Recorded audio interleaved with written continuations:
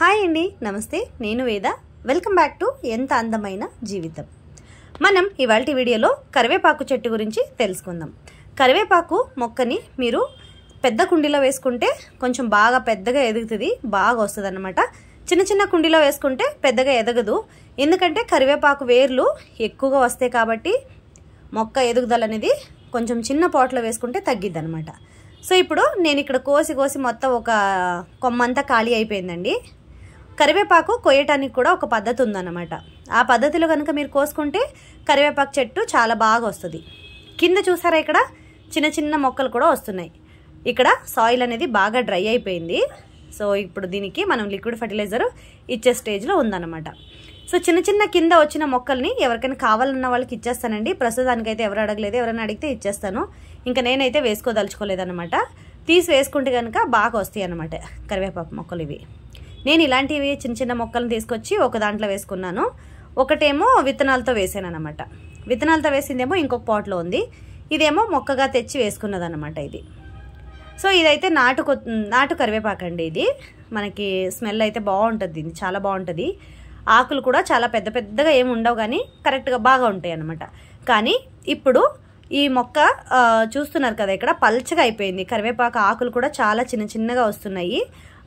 అలాగే గాలి ఎక్కువగా ఉండటం వల్ల గాలికి బాగా ఊగి ఆకులు అనేవి రాలిపోతున్నాయి. అలాగే మనకి ఈ మొక్కకి మనం పోషకాంశాలని అప్పుడప్పుడు అందిస్తూ ఉండాలి. కానీ నేను ఇప్పుడు ఒక 1 మంత్ అయిపోతుంది మొక్కని పెద్దగా పట్టించుకోలేదు దీన్ని. వేరే మొక్కలన్నీ ఉన్నాయి కదా, వాటిని చూస్తూ పూల మొక్కలకి నేను ఎక్కువగా టైం ఇస్తాను. కరివేపాకు మొక్క అయితే 2 ఉన్నాయి, వాటికి టైంకి ఏం కావాలో అవి ఇస్తూ ఉంటాను. ఎక్కువగా పట్టించుకోను అనమాట. సరే ఈసారి కొంచెం ఎక్కువగా పట్టించుకోలేదు, వదిలేసాను కొద్ది రోజులు. ఇప్పుడు మొత్తం ఆకంతా ఇలా అయిపోయింది అనమాట. అందుకే ఇది మొత్తం కట్ చేసేసి మొక్కని ఖాళీ చేసేసి ఇప్పుడు దీనికి లిక్విడ్ ఫర్టిలైజర్ అయితే ఇవ్వాలన్నమాట.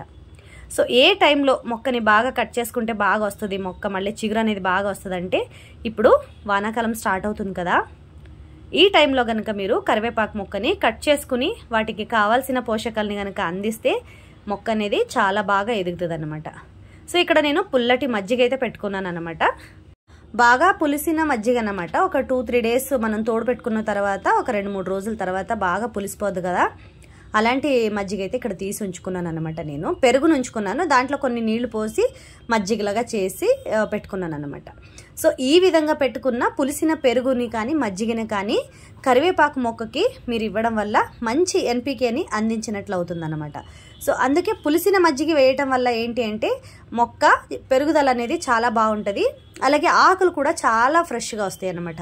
సో అందుకే నేనేం చేస్తున్నానంటే ఇక్కడ మొత్తం ఆకులన్నీ కూడా తీసేస్తున్నాను. ఇలా కొమ్మల్ని పైన ఉండే కొమ్మలన్నీ కట్ చేసేస్తున్నాను.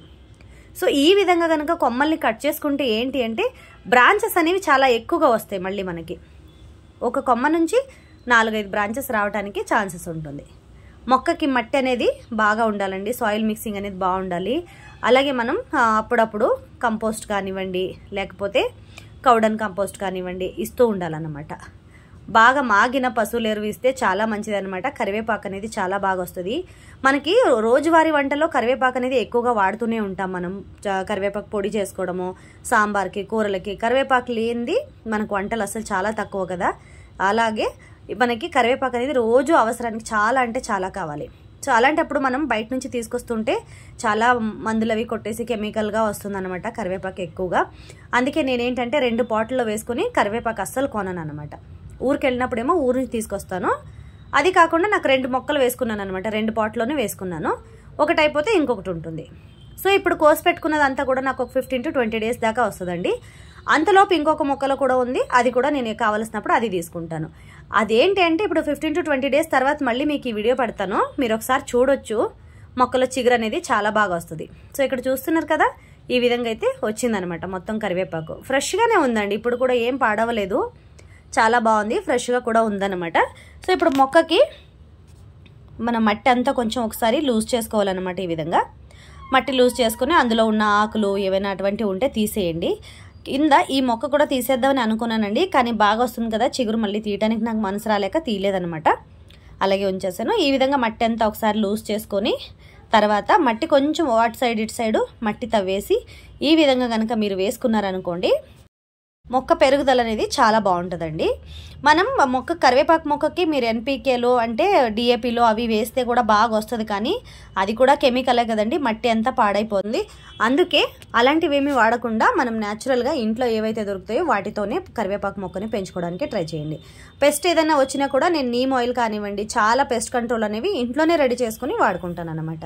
సో చూసారు కదండి, కరివేపాకు మొక్క గురించి కొన్ని వీడియోస్ అంటే కొన్ని విషయాలు, నాకు తెలిసిన కొన్ని విషయాల్ని మీతో షేర్ చేసుకున్నాను.